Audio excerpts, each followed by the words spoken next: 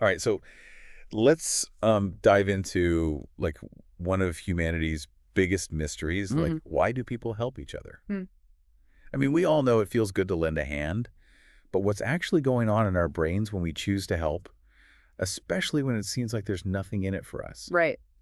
To unpack this, we're going to explore a fascinating area of psychology research called pro-social behavior. Yeah. We've got some intriguing studies and theories lined up, so get ready to have your assumptions challenged. I think you'll be surprised by how much research has actually gone into understanding this, very human impulse. Yeah. It's not just about, warm and fuzzy feelings. Right. There are some pretty fascinating psychological mechanisms at play, and they can be influenced by factors you might not expect. Okay, before we get ahead of ourselves, let's Mhm. define what we mean by pro-social behavior. Okay. I'm guessing it's more than just holding the door open for someone? It is. The source material that we're looking at defines it as any action intended to benefit another person. And that action has to be voluntary. It's about choosing to help, not being forced or obligated. So volunteering at a soup kitchen would definitely count, but Yes, doing chores because your parents told you to wouldn't. exactly. And it's important to note that pro-social behavior isn't always purely altruistic. There can Hmm. be a spectrum of motivations. Sometimes we help because it genuinely feels good to make a difference, and other times there might be a bit of self-interest mixed in. So are you saying that even the most seemingly selfless acts could have an underlying selfish motivation? Not necessarily selfish, but perhaps driven by a desire to feel good about ourselves, Hmm. reduce our own distress at seeing someone suffer, Yeah. or even gain social approval. It's a complex interplay of motivations. That makes you wonder if pure altruism even exists. Yeah, philosophers have been debating that for centuries. Right. But for our purposes today, let's focus on understanding the factors that make us more or less likely to engage in these helpful actions. Let's do it. I know one of the most well-known examples of people not helping is the tragic case of Kitty Genovese. This happened back in 1964, and it really shook people up. Yeah, Can you give us the background? absolutely. This case was a turning point in social psychology research because it revealed something disturbing about human nature. Kitty Genovese was murdered outside her apartment building in New York City, and while this was a horrific crime in itself, what made it even more shocking was that there were 38 witnesses who saw or heard the attack, and none of them intervened. 38 people, and no one called the police or tried to help. It's hard to wrap your head around that. I know. Yeah. That's why this case became a catalyst for research into what's called the bystander effect. Mm. It describes the phenomenon where the presence of other people actually reduces the likelihood of any one person taking responsibility and helping in an emergency situation. Wait, so the more people around, the less likely anyone is to help. That seems counterintuitive. It is, but there's a logic to it. It comes down to two key psychological processes: diffusion of responsibility and social conformity. Okay, break those down for me. So with diffusion of responsibility, we basically assume that someone else will take care of it. When we're alone, the responsibility to act is all on us. Right. But in a crowd, that responsibility gets spread out. We tell ourselves, surely someone else has already called 911. Right. And what about social conformity? Well, we're social creatures, so we constantly look to others for cues on how to behave. If everyone else seems calm and unconcerned in a situation, we're more likely to assume everything's okay, even if it's not. We don't want to stand out or overreact. This is making me think about all the times I've seen something happen. Maybe someone falls or there's an argument, and I just assume someone else would handle it. Right. It makes you question your own actions, doesn't it? Absolutely. It's a powerful reminder that we can't always rely on others to step up. Sometimes we have to be the ones to break the cycle of inaction. Knowing about the bystander effect can make us more conscious of this tendency and empower us to act when others hesitate. I'm starting to see why this research is so important. It's not just theoretical. It has real-world implications for how we respond in emergencies. Exactly. Now let's flip the script a bit. Okay. We've seen what can prevent people from helping, but what are some of the factors that make us more likely to lend a hand? Okay, let's get to the good stuff. What makes someone a good Samaritan? Well, you might be surprised to learn that even something as superficial as physical attractiveness can play a role. Hmm. Studies have shown that attractive people are more likely to receive help from strangers. Really? It seems our brains are wired to associate positive traits with attractiveness, and that can bias our behavior even in situations where someone needs help. That's a little disheartening. Yeah. But I guess it speaks to the power of unconscious biases. Right. Are there any other surprising factors? Another one is similarity. Okay. We tend to be more helpful towards people who are similar to us, whether it's in terms of appearance, beliefs, background, or even shared interests. It's like we feel a stronger connection to them and are more invested in their well-being. That makes sense. Mm. We're drawn to people who remind us of ourselves. Yeah. It's like that saying, birds of a feather flock together. Right. What about family? I'm guessing we're more likely to help our relatives. Absolutely. Kinship plays a major role in pro-social behavior. From an evolutionary standpoint, helping our relatives increases the chances of our shared genes being passed down. Right. But beyond genetics, we also have strong emotional bonds with family, so we feel a sense of duty and responsibility to help them. So biology and emotions both contribute to that instinct to help family. Yeah. What about religion? Does that play a role in pro-social behavior? It does. While there's no one-size-fits-all answer, research has shown a correlation between religious values and a tendency toward charitable giving and helping those in need. Many religions emphasize compassion, empathy, and caring for others. So it's not surprising that these values would translate into pro-social actions. Okay, so we've got attractiveness, similarity, kinship, religion. Right. This is getting pretty complex. Yeah. What else influences our helping behavior? Well, this next one really gets to the heart of how we perceive others. Okay. It's called victim deservingness. Hmm. Essentially, we're more likely to help someone if we believe they deserve our help. Hold on. So it's not just about whether someone needs help, but whether we think they've earned it. Yeah, That's pretty thought-provoking. it is. There's a classic study that illustrates this perfectly. Researchers staged a scenario where a man collapsed on a subway train. In one version, the man appeared blind, and in another, he appeared drunk. I bet I know where this is going. You got it. Yeah. The blind man received help almost every time, but the drunk man was much less likely to get assistance. People were less sympathetic to someone whose predicament they perceived as self-inflicted. That is fascinating, a little bit troubling. Mm-hmm. It shows how our judgments about people can influence our willingness to help, even in situations where someone clearly needs it. It highlights the complex interplay of perception, empathy, and social responsibility. Our decisions to help aren't always based on pure logic or need. They're filtered through our own beliefs and biases. Okay, that's a lot to unpack. We've talked about attractiveness, similarity, family, religion, and this whole idea of deservingness. What else is going on in our brains when we decide to help? Well, believe it or not, our own moods can have a big impact on our helping behavior. You've probably heard of the feel-good, do-good effect, right? Oh, yeah, I love that one. It's Right. like when you're having an amazing day and you just want to spread the good vibes. Yeah. But is there actual science behind it? There is. Studies have shown that being in a positive mood makes us more likely to be helpful and generous. It's like our good mood primes us to see the good in others and want to contribute to their well-being. Do you have a favorite example study that shows this? There's a classic one called the dime in the phone booth experiment. Researchers planted a dime in a public phone booth for some participants to find. Oh. Later, those same participants encountered someone who accidentally dropped a stack of papers.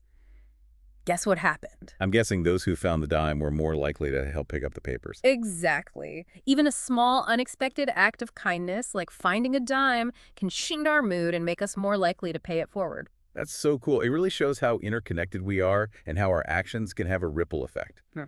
Okay, so far we've focused on what influences our decisions to help, but I'm really curious about the why. Why do we help at all? What are the underlying motivations? Ah, now you're getting to the heart of the matter. Luckily, researchers have come up with some fascinating theories to explain the roots of pro-social behavior. Are you ready to dive into those? Absolutely. Let's get theoretical. One of the most foundational theories is social learning theory, which suggests that we learn to be helpful by watching others and seeing how their actions are rewarded or punished. So it's like learning any other skill. We observe, we imitate, and if it gets a positive response, we're more likely to keep doing it. Exactly. Think about how children learn from their parents, teachers, or even their peers. If they see someone being praised for sharing their toys, they're more likely to do the same. And if they see someone being scolded for being selfish, they learn that those behaviors aren't socially acceptable. That makes sense. It's like we're constantly absorbing social cues about what's considered good behavior. And those early experiences can have a lasting impact on our pro-social tendencies as adults. But social learning isn't the whole story. Another prominent theory is the empathy-altruism hypothesis, which argues that feeling empathy for someone in need can lead to a genuine desire to help regardless of any personal gain. So it's about truly connecting with another person's suffering and wanting to alleviate it, even if there's nothing in it for us. That's the idea. It suggests that empathy can trigger a purely altruistic motivation. A classic study by Toy and Batson really highlights this. Students listened to a taped interview with a classmate who had been in an accident. Those who were instructed to really feel empathy for the student were much more likely to offer concrete help, even when there was no reward or recognition for doing so. Wow, that's a powerful example. It makes you wonder if we could cultivate a more compassionate world by fostering empathy in people. It's a compelling thought, isn't it? But remember we talked earlier about how pure altruism is hard to pin down? There are other theories that suggest different motivations for helping, even when empathy is involved. You're talking about those theories that suggest we might be helping to relieve our own negative feelings. Right. The negative state relief hypothesis proposes that seeing someone suffer can make us feel distressed, guilty, or even sad. Helping in this view is a way to alleviate those negative feelings in ourselves. So it's not necessarily about being selfish, but about recognizing that our own emotional state can influence our actions. Exactly. Think about it. If you see someone crying and you start to feel sad yourself, helping them might make you both feel better. It's like a win-win situation. Okay, I can see how that could be a motivating factor. Eee.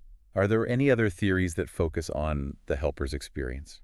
There's one called the empathic joy hypothesis, which suggests that we're motivated by the joy we experience when we see the positive impact of our helping actions. It's not just about relieving negative feelings, it's about actively seeking out that feeling of making a difference. So it's like a positive feedback loop.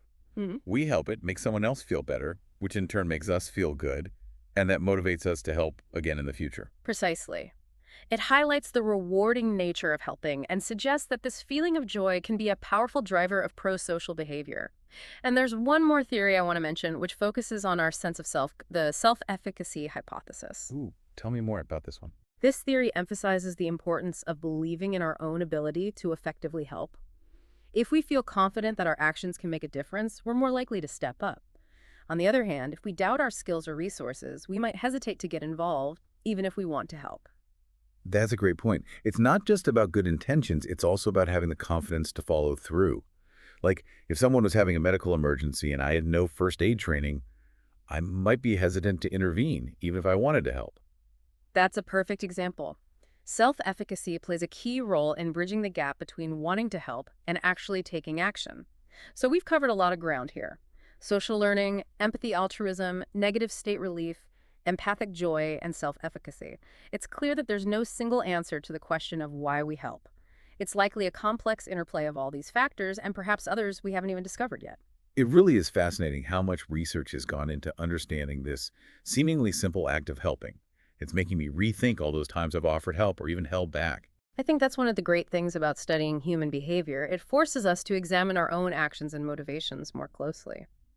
And speaking of examining things more closely, remember that study we discussed earlier about people helping a stranger with a hurt leg?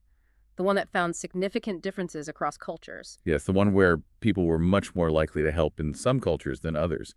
It made me wonder if there are certain societies where people are just naturally more inclined to lend a hand. That's a question that has intrigued researchers for a long time. It seems that certain cultural norms and values can have a big impact on pro-social behavior. For example, some cultures place a strong emphasis on interdependence and social harmony. In these cultures, helping is often seen as a duty, a way to maintain balance and strengthen community bonds. So it's less about individual choice and more about fulfilling a social obligation. Exactly. It's woven into the fabric of their society. And in some cultures, religious beliefs play a significant role in shaping pro-social behavior, promoting compassion, generosity, and a sense of responsibility for those in need. That makes me think about how many religions have strong charitable traditions, encouraging their followers to give back to their communities. You're right. Those religious values can be powerful motivators for pro-social action. But it's not just about cultural norms and religious beliefs. Economic factors can also play a role. In societies with greater economic disparity where people are struggling to meet their own basic needs, there might be a higher emphasis on self-preservation and competition for resources. So in those situations, people might be less likely to extend themselves for others because they're focused on their own survival. That's one possible explanation. It's a complex issue and there's no easy answer. But by understanding these cultural nuances, we can gain a deeper appreciation for the diversity of human behavior and challenge our own assumptions about what's normal when it comes to helping. It's like we're constantly being shaped by our environment, and our environment is shaped by our collective actions. That's a great way to put it. It's a dynamic interplay between individual behavior and cultural forces. Okay, so we've talked about how culture influences helping. But I'm wondering, can it work the other way around? Can helping behavior actually shape a culture? That's a fascinating question, and it gets to the heart of the relationship between individual actions and social change. When people consistently engage in pro-social behavior, it can create a ripple effect, inspiring others to do the same and reinforcing those helpful norms within a community. It's like a positive feedback loop. The more we see acts of kindness and generosity, the more those behaviors become ingrained in our collective consciousness. Exactly. And that can lead to a more cohesive and supportive society where people feel a sense of belonging and responsibility for one another. So it's not just about isolated acts of kindness, it's about creating a culture of helping that benefits everyone. Absolutely. And it's something that we can all contribute to regardless of our background or circumstances. That brings us to what I think is the most inspiring takeaway from all this research. Prosocial behavior is contagious. By choosing to help others, we not only make a difference in their lives, but we also inspire those around us to do the same. I love that. It gives me hope that even small acts of kindness can have a ripple effect and contribute to a more compassionate world. They absolutely can. And that's a powerful reminder that we all have the ability to be agents of positive change. But before we get too carried away with the warm and fuzzy feelings, there's another side to helping that we need to acknowledge. What's that? It's the cost of helping. Hmm. That's an interesting point. We've been so focused on the benefits of helping, but I guess it's not always easy or convenient. Sometimes it requires sacrifice. Exactly. Helping often involves giving up something, our time, energy, resources, even our safety in some cases. And those costs can factor into our decision to help even when we feel empathy or a sense of responsibility. So it's like a subconscious cost-benefit analysis. We're weighing the potential good we can do against the potential risks or inconvenience to ourselves. That's a good way to think about it. And those costs can vary widely depending on the situation. Sometimes the cost is minimal, like holding a door open for someone or giving directions. But other times it can be much greater, like intervening in a dangerous situation or donating a significant amount of money to a cause. It makes you wonder how we can navigate those difficult decisions when the stakes are high. That's where awareness comes in. By recognizing that cost is a factor, we can make more conscious and deliberate choices. We can ask ourselves, what are the potential costs of helping in this situation, and are they something I'm willing to bear? So it's not about ignoring the cost, but about acknowledging them and making an informed decision. Exactly. And sometimes that decision might involve seeking help from others, delegating responsibility, or finding alternative ways to contribute that feel less risky or burdensome. It's about being strategic with our helping. I like that. It's about finding ways to maximize our positive impact while also taking care of ourselves. Absolutely. And here's something else to consider. Sometimes the most impactful helping doesn't require grand gestures or heroic actions. So it's not always about running into burning buildings or donating millions of dollars. Not at all. Often the most meaningful help happens in the small, everyday moments. Like listening attentively to a friend who's struggling, offering to help with chores when someone's overwhelmed, or simply being kind and compassionate to those around us. Those seemingly small acts can make a huge difference in someone's life, and they often come at a much lower cost to the helper. You're absolutely right. It's about shifting our perspective and recognizing that helping doesn't have to be this big dramatic thing. It can be woven into the fabric of our daily lives. I love that idea. It makes helping feel more accessible and sustainable. It's not about waiting for the big moment. It's about making kindness a habit. Exactly. And by integrating pro-social behavior into our daily lives, we not only make the world a better place, but we also cultivate a sense of purpose and fulfillment within ourselves. This has been such an eye-opening conversation. I'm starting to see pro-social behavior in a whole new light. It's more complex and nuanced than I ever imagined. It's truly fascinating, isn't it? And we've only just scratched the surface. There's so much more to explore. Well, before we wrap things up, I want to leave our listeners with a final thought-provoking question. I'm all ears. Thinking back on everything we've discussed, what do you think is the biggest motivator for pro-social behavior? Is it empathy, relieving negative feelings, the joy of making a difference, or something else entirely? That's a great question, and one that I don't think has a simple answer, but I'd love to hear what our listeners think. Head over to our website and share your insights in the comments section. We can't wait to continue this conversation with you. Welcome back to the deep dive. It's time to wrap up our exploration of pro-social behavior. Okay. And I think we've saved the best for last. I'm intrigued. What could be more compelling than uncovering like the hidden motivations behind why we help Right. and the fascinating cultural influences at play? Well, we've talked a lot about what motivates us to help others. Right. But what about the times when we don't help? That's a good point. I know we touched on the bystander effect earlier, Yeah, but are there other reasons why someone might choose not to help, even if they see someone in need? absolutely. One factor that often gets overlooked is something called pluralistic ignorance. Pluralistic what now? That's a mouthful. It sounds complicated, but it's actually pretty straightforward. Yeah. Pluralistic ignorance happens when we're in a group and we're all privately unsure about what's going on or like what to do. Okay, so picture this. You're at a party, and you see someone spill their drink all over themselves. Everyone's kind of looking at each other, but no one's really doing anything. Right? Is that what you mean? That's a great example. In that situation, everyone might be thinking, is this a big deal? Should I offer help? I don't want to overreact. But because everyone else is reacting, we all assume that it's not actually a problem and we continue to do nothing. So we're all looking to each other for social cues, Right. but those cues are misleading because everyone's putting on a calm facade, even if they're internally freaking out. Exactly. It's like a collective misinterpretation of the situation, and it can have real consequences, especially in emergencies. I can see how that could be dangerous. Yeah. What if someone is having a medical emergency, but everyone assumes someone else has already called for help? That's the scary part. Pluralistic ignorance can prevent people from getting the help they need because everyone is waiting for someone else to take the lead. It highlights the importance of speaking up, even if you're unsure. It's better to err on the side of caution. So how do we combat pluralistic ignorance? Do we just go around shouting, is this an emergency, all the time? Well, that might not be the most effective approach. Yeah? But being aware of this phenomenon can make us more likely to question our assumptions and take action, even when others seem hesitant. So if we see something that seems off, we should trust our gut and speak up, even if no one else is. Exactly. It could be as simple as asking, are you okay? Do you need help? That simple act of breaking the silence can snap everyone out of their pluralistic ignorance and encourage others to act. It's like we're giving permission for others to acknowledge the situation and respond appropriately. That's a great way to put it. Now let's shift gears for a moment and talk about a different kind of obstacle to helping. Okay. The fear of getting involved. Yeah, I think we all experience that from time to time. Right. Like, what if we make things worse or get hurt ourselves? Those are valid concerns. In some situations, helping can put us at risk, either physically, emotionally, or even legally. So how do we balance that fear with our desire to help? Is it about finding a safe middle ground? I think it's about being mindful of our own limitations and resources. We can't help everyone in every situation, and that's okay. It's important to prioritize our own safety and well-being. So it's not about being a hero, but about making responsible choices. Exactly. If a situation seems dangerous, the best way to help might be to call the authorities or find someone with the appropriate skills to intervene.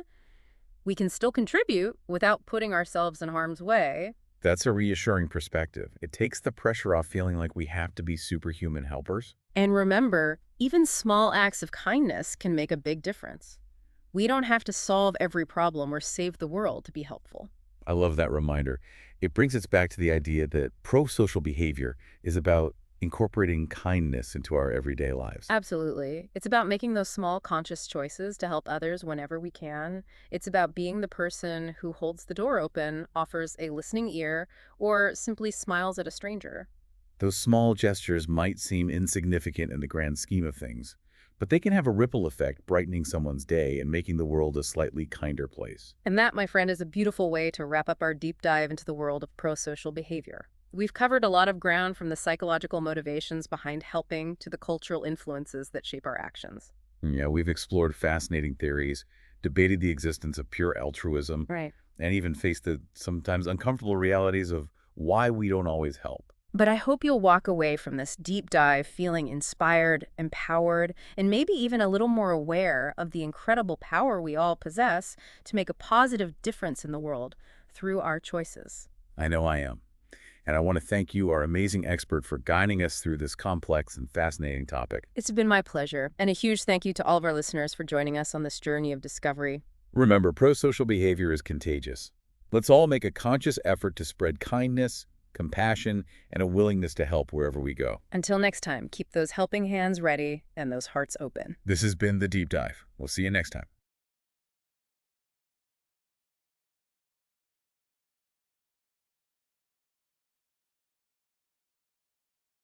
Thanks for watching. If you found this video helpful, don't forget to give it a thumbs up and share it with your friends. Your support helps us keep creating valuable content like this. And if you haven't already, hit that subscribe button and ring the notification bell so you never miss an update. Join our community for more insights into psychology and personal development. Let's grow and learn together. See you in the next video.